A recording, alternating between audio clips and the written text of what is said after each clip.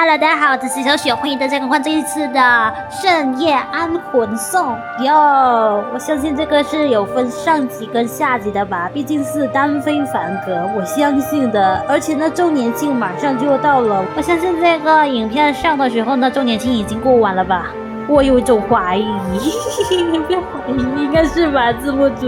你还好意思说对不起，2号，我是你姐。然后呢，大家看一下这个首页，这个首页现在还在月光宝盒，因为上一集呢就是月光宝盒。然后呢，现在我来变一下。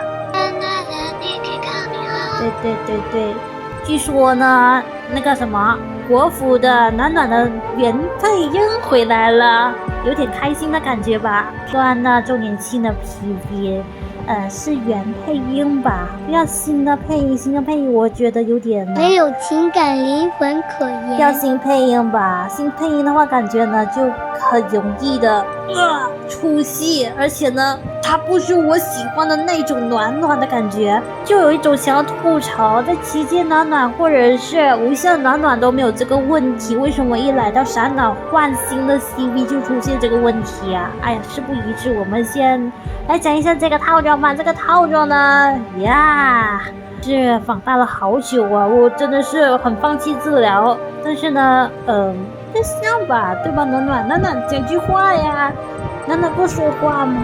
说一句话也行啊！好吧，你既然不会说头晕，我都摇的头晕了。那么开始这一次故事吧。这次的试剂师竟然是莫迪，我有难点想象，我以为是奥菲利亚，这可能性很高，可是没想到竟然是莫迪设计的，难以想象到吧？那么我们现在来聆听一下这个颂歌吧。聆听颂歌，为什么我的故事的那个案件在这么下面啊？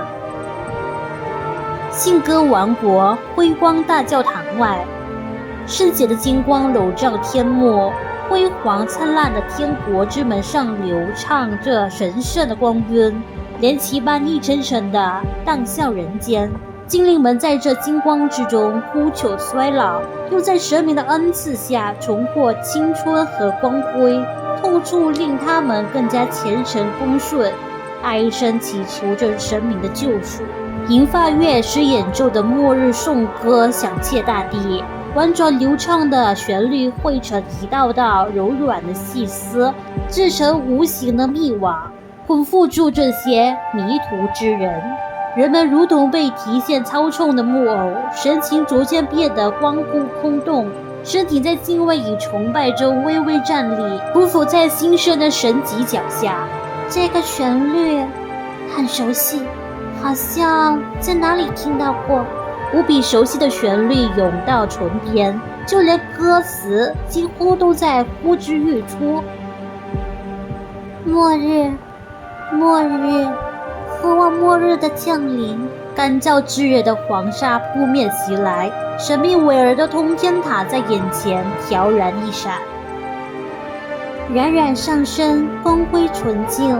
我们追随你越过无边黑夜，永远仰望你的阳光。狂风扫过脚下的阶梯与高台，近在咫尺的天幕上，灿烂辉煌的星光正盛大闪耀。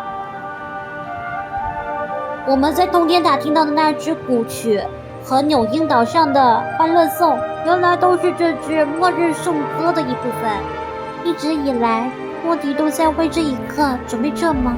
暖暖不可置信地看着莫迪，他站在金光颇深的老师旁边，脸上是从未见过的神情，那是发自内心的不知缘由但绝对真实的快乐。莫迪陶醉地奏响手中的里拉琴，毫不掩饰的情绪与满意的才华第一次直白彻底地宣泄出来，耀眼又锋锐，简直有些伤人。莫迪说这是他最伟大的作品，所以我也不会避开的。暖暖与小雪握紧双手，纯白的光芒反涌向高台上的莫迪，以那神圣磅礴末日旋律深深共鸣。发生什么事情啦？我有点黑人问号啊！什么情况这是？虽然我没有看主线故事，不过我总之就是黑人问号就是了。莫迪又这是怎么一回事？怎么突然间讲起末日来了？那么接下来最初的前奏，来吧。年前，信鸽森林，晨雾初退，空气中混揉着松枝与叶莓的香气，嫩绿的叶片引着风儿轻轻摇摆，抖落一颗颗银色的剔透露珠。心机的女王乐师，莫迪怀抱着里拉琴踏入了这片深邃的森林，他无暇欣赏美景，一路急匆匆地搜寻着什么。好在作为女王的老师，在查阅信鸽王室史料时能有一些便利。说真的，王室的资料馆真的该好好清一清灰尘了。尽管嘴上抱怨着，莫迪的脚步还是难掩轻快。他昨夜刚从王室尘封多年的卷轴中找到了关于老师的线索。精灵王路德伊曾在信鸽森林开辟一条秘密的地下水道，将普瓦利湖的湖水引到辉光大教堂下方的地宫里，以维持源流之境的力量。一位天才的设计师告诉了路德伊这个方法。天才的设计师不会有错，除了老师，没有人能担得起这个称呼。莫迪最终在普瓦利湖畔找到了一扇被藤蔓和尘土覆盖的石板大门。他拨动里拉琴弦，演奏起老师教授的森林颂。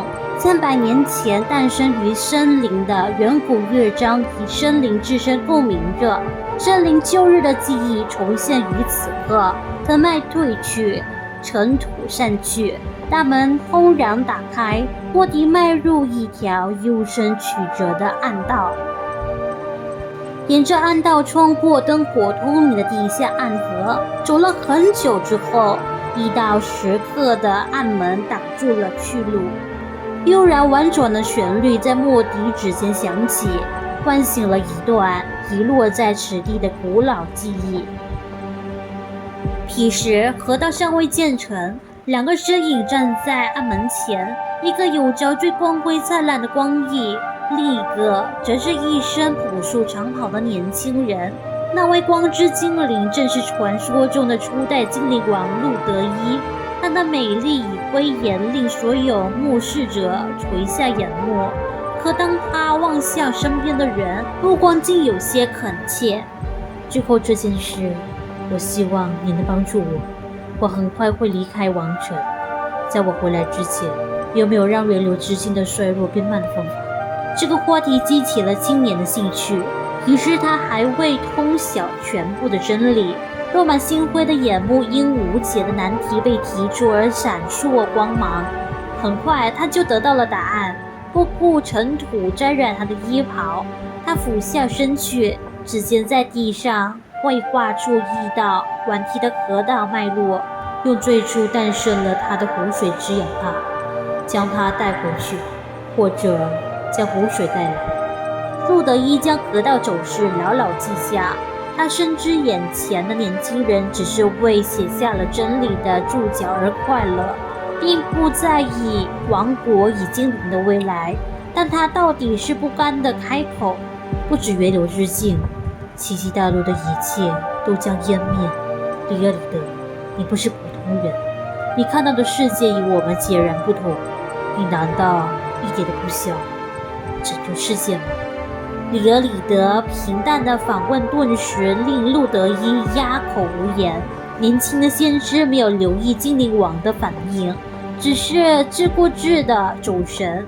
片刻后，他突然笑了。如果有一天我开始好奇拯救这个议题的答案，或许我会让一位继承人来到这里，打开这个门。记忆的影像到这里就停下了，莫迪的心情却久久不能平息。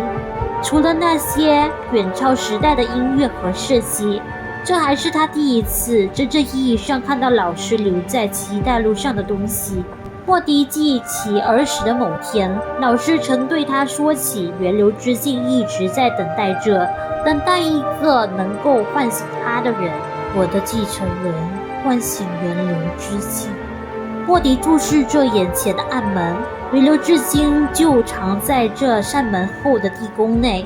他的心跳得很厉害，他尽可能让自己不去期待，但是他是老师的学生，难道不能是老师所说的那个继承人吗？源流至今正在等待的那个人，又可能是自己吧。他低下头，老师送给他的圆环吊坠垂在他的胸前，像一把开启秘藏的钥匙。在记忆影像中老师的注视下，莫迪的手微颤着拿起圆环吊坠，放在暗门之前。叮，清脆的碰撞声响起，周遭一切平静，没有突然卷起的气流，没有光辉耀眼的法阵，什么都没有发生。莫迪又想借里拉琴，又不死心地换了一首又一首曲子，但实质的门扉始终纹丝不动。他失败了。莫迪垂然地沉默下来。他不是老师所说的那个人。他追随老师的脚步，几乎踏遍整个奇迹大陆。可是老师并没有期待他的到来。明明与老师有关的记忆就在地宫里，和他仅仅隔着一扇门，可他无论如何也无法到达。被唤醒的古老记忆渐渐消散，莫迪如梦初醒，急迫地演奏起老师教给他的提取记忆的曲谱，试图捉住老师正在变得透明的身影。记忆化作一片古老的图腾，留在莫迪的骨体上。许久之后，一则关于里尔里的继承人的传闻突然流传开来。莫迪在信鸽王城见到了那则传闻的主角暖暖。少女只身来到陌生的世界，为了拯救的使命而奔波，哪怕一度经历背叛和欺骗，她依旧珍惜每一份善意和帮助，不论是否理解它的缘由。莫迪给出手稿的线索，引领少女来到普瓦利湖畔。一如昔日的知己，暖暖用大臂之力打开了湖畔的大门，来到了那扇暗门前。他胸前的雪花项链有着熟悉的气息，莫迪知道它与自己圆环吊坠一样，都是老师给学生的礼物。当雪花项链贴上地宫的暗门，那扇曾经无法跨越的屏障就这样轻易地向他打开了。老师所说的人，果然是你。里尔里德的继承人确实存在，只不过那个人不是自己。暗门洞开，明亮的光线侵入幽深的地宫，莫迪脸上轻松自如的笑意和暗影一起，在这耀目的光辉前快速的消退了。某种微妙的情绪悄然书生，像是交响乐中不合时宜的杂音。或许这道杂音始终都存在着，音乐家灵敏的双耳从未捕捉到它，只是因为他自己刻意的将其忽略了。我怎么越听越复杂呀？感觉这个好像在诉说着莫迪的过往。原来莫迪和暖暖一样，他们的老师都是里尔里德。我现在才知道啊。所以呢，莫迪呢，他是不是超级无敌喜欢里尔里德呀？就在那边疯狂的一直在找他自己老师的踪迹。而暖暖呢就在讲啊，里尔里德是谁呀？好像是我的老师啊，我有点混乱了。我在想的是喜暖的还是闪暖的？抱歉，记忆混乱了。但是呢，莫迪呢，从头到尾呢，对我来说呢，他感觉好像是一个正向的，就是一个正义的一方。可是现在看好像会在反派的那一方吗？别呀！莫迪原来去当奥菲利亚的乐师，原来是因为想要收集里尔里德的线索。好吧，那么我开启。我感觉第一个故事这么久。那么接下来启程的序曲，北地优米山脉，目之所及，一片漫无边际的皑雪原。与别地不同，这里的积雪并非素白，而是如揉碎的晶粒一般，散发着淡金色的光泽。哇，这里的雪是金灿灿的，好漂亮！老师，怎么会有金色的雪啊？穿得厚厚实实，像个毛茸茸圆球的雅各布率先冲进雪地里，脚步淡起一层金沙般的雪雾。同样理着一身皮衣的莫迪慢腾腾地爬过雪丘，听到雅各布的疑问，他伸手指向天空，高悬头顶的太阳下一枚耀眼的金盘，融进琥珀一般的蜜色光河，为雪原镀上一层暖黄的光晕。原来是阳光，老师真厉害，什么都知道。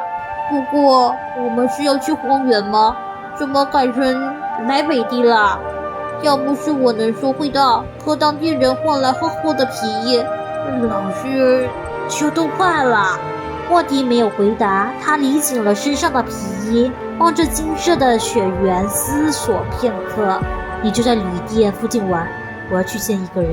好吧，那老师要注意脚下，不要踩到浮冰掉进河里，也不要被树梢上掉下来的雪埋了。还有，好了，我知道了。自从维伦丁的拍卖会结束，师徒两人就踏上了探索神域线索的旅程。雅各布对莫迪的行动能力有了些认可，这次的叮嘱比上次足足少了5分钟。莫迪翻过荒芜冷肃的山椎，迈入一片空广的雪原。从前这座山常年被迷雾笼罩，传说这是2位神明征战不休的象征。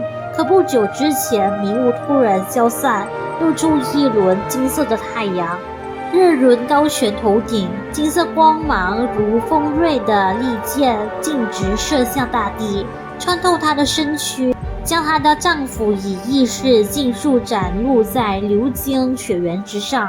一道幽暗漆黑的身影悄无声息地出现，来人披散着一头墨绿色的长发，如海草般随风波荡。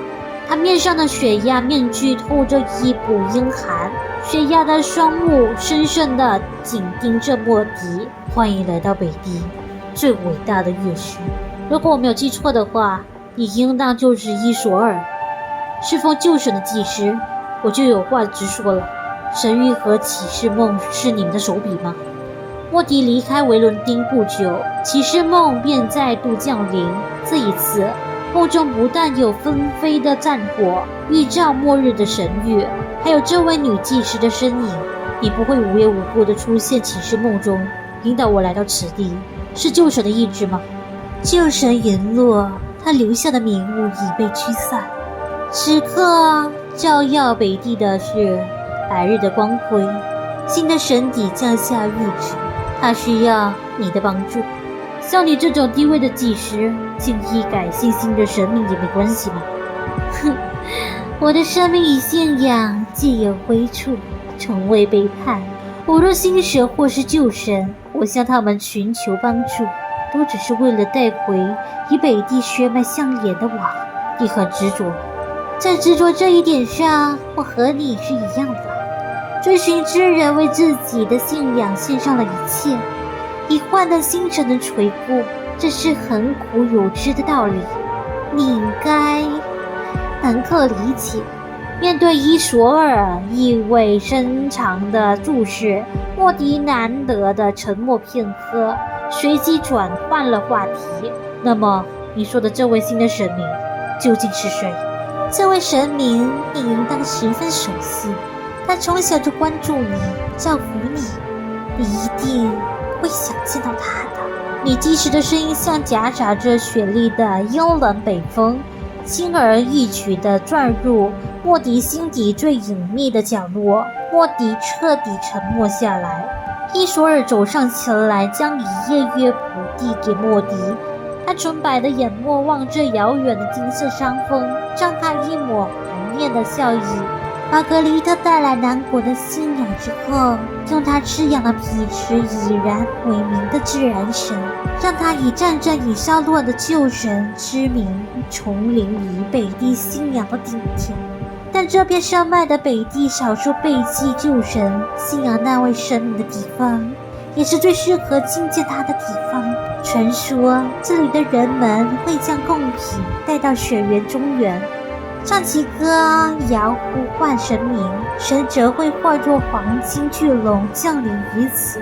就用你最擅长的音乐去见他吧，你所渴望的一切或许就会在此时实现，又或许他也会换来吞噬你的巨龙。这是神明与你的最终考验，你是否愿意为了见到思念之人的一切可能献上一切呢？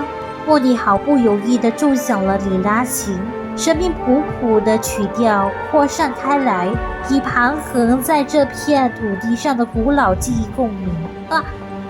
冰城下传来脆响，积雪层层坍塌，揉成激烈的溪流，大朵异红的花朵刺破冻土，惬意盛放，顷刻间便如星火燎原般蔓延了整片雪原。眼前的冰雪与寒风飘然不见，旧日的景象在莫迪面前复苏。他看到人们簇拥在祭台之前，虔诚地跪拜头顶的日轮，面目不清的人群狂热地吟唱着同一支歌谣，他们在呼唤辉光在末日时降临，终结末日，融化冰雪，让春天回到这片大地。哇！冰原骤然裂开，莫迪径直坠入深不见底的梦境。所以那个星矢该不会是莫秋丽吧？老师又讲，仿佛好像从小看着莫迪长大的，该不会也是里尔里德吧？好复杂。那么接下来最后一个了吧？那么接下来是骤变的断章，来看吧。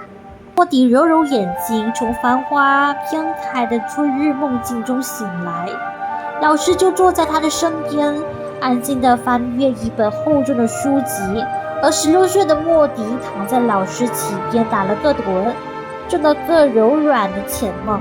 温暖的阳光照耀着他们，眼前是一片熟悉的湖泊，湖面织着粼粼的波光。莫迪记得刚开始学钢琴时，老师带他来这里丢过石子。这是一个再平常不过的温馨午后，父亲与母亲去参加社交舞会，皇家乐团没有排练，这样的时光他总是在老师身边度过的。又偷懒，很久没有练琴了吧？当然不是，老师，我为你准备了很完美的曲子，这就弹给你听吧。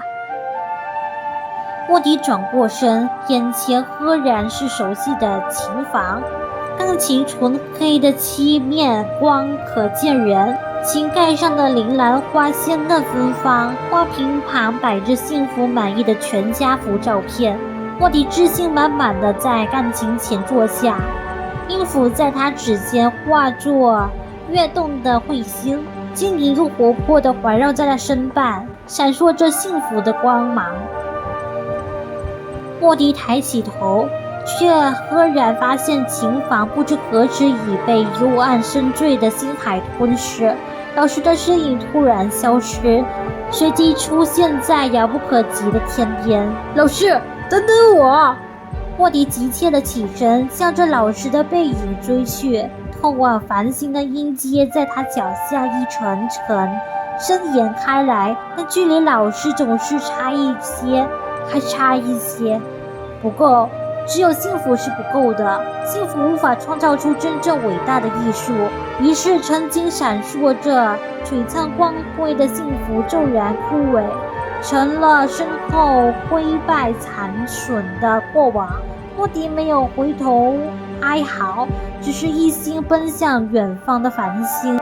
灰色的情感，旅途中的见闻，绚烂的灵感，一切属于莫迪的东西从他之间流畅出来，铸成他脚下不停延伸的音阶。可这些音阶太弱小了，独自在星海中奔跑的莫迪也很弱小，始终无法抵达浩瀚繁星汇集闪耀的终点。脚下的音阶骤然断开，莫迪脚下一空，径直坠下深不可见的渊底。莫迪凝视着眼前离他越来越远的繁星天幕，努力地撑起僵硬的嘴角，喃喃自语：没关系，没关系的，无法抵达也没关系的，因为老师说过的，你可以不必成为满天繁星，你可以成为你自己。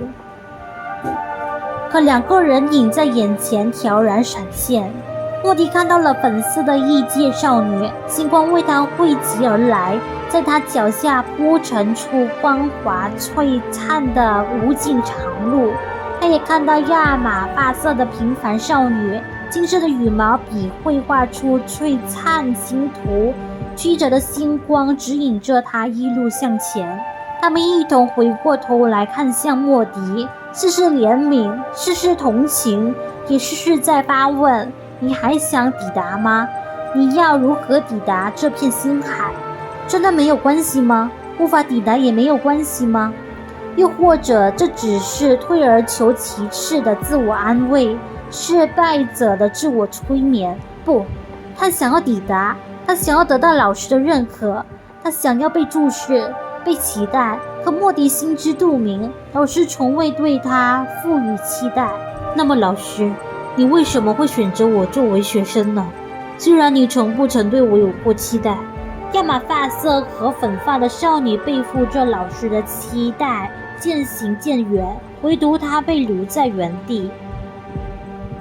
就在这时，下坠停止了，金色的光芒从远不可及的天边徐徐向下，从中现出一道再熟悉不过的身影。老师，深波的光芒将那身影的头发和眼睛都染成耀眼的金色。他踏上了由莫迪的琴键勾住延伸的音阶，一步步向深渊中的莫迪走来。莫迪，我最爱的学生，我当然对你赋予了期待。莫迪的心弦剧烈地颤动着，不知是怎样的感情在将它波动。忘了吗？我教给你看向真实的能力，让你能够看见和提取记忆。文明会在绚烂的瞬间毁灭，而我将会在末日时降临，拯救走向灭亡的一切。你知道的，没有人比我更爱这个世界，爱着诞生于这个世界的星光。所以我选中了你，细心呵护你，培养你。现在我需要你，你会来帮助老师的，是吗？你会运用你的才华迎接我回到这个世界，对吗？里尔里的向莫迪伸出手，那天繁星在他身后闪耀，银河将熠熠光辉尽数倾倒在他身上，他的轮廓以星光交织，辉煌明亮而更胜群星。来吧，来到我这里来，等我真正降临那一天，你会站在我的身边。莫迪眼中的光彩熄灭了一瞬，却又很快亮起，他的脸上恰到好处地浮现一抹微笑，如每一次胸有成竹地想切手下的琴键。老师，我会依靠自己的力量，一步一步走到您的面前的。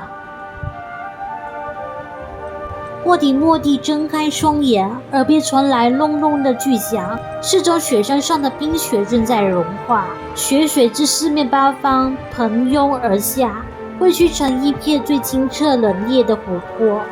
莫迪毫无防备地坠入湖水中，一叶小舟顺流而来，伊索尔站在船上，用早已备好的长杆将莫迪捞出水面。莫迪狼狈地爬入船中，他的发尾、眉间都裹着银色的冰霜，苍白的脸颊被冻得去无血色。一向微寒的乐师迎面躺在床底，睁眼望着头顶的炎炎日轮，却突然笑了起来。他的笑容越来越明亮耀眼，越来越释然洒脱。很快，微笑变成了重声大笑。莫迪笑得很快活极了，最善窥他人心的女技师也不知他在想什么。金色的阳光笼罩在他身上，像是温暖的襁褓，又像是充满爱意的拥抱。啊，这到底是什么东西来的呀？乱七八糟啊！而且呢，里厄里德和路德伊他们两个在一起的时候，等等，莫迪他几岁了呀？突然间有一点复杂。这该不会就是周年庆的预告中的预告吧？还真是啊难不成这一次的周年庆的设计师是里尔里德还有莫迪？这就不是了。不清楚。那么这一次的故事就此结束啦。大家觉得这一次的故事如何呢？我觉得这一次的故事嘛，充满了黑人问号，我完全接不了啊。可能是我没有看主线故事吧。那么这一次的故事就此结束啦。那么喜欢这次影片的话，记得在下方留言、按赞、分享、出去好心哦！不要忘记订我打开我青蓝小铃铛哦。那么大家的钻石好好保重吧。现在我的钻石，好吧，加油！那么拜拜喽，暖暖也跟大家说再见了，拜拜。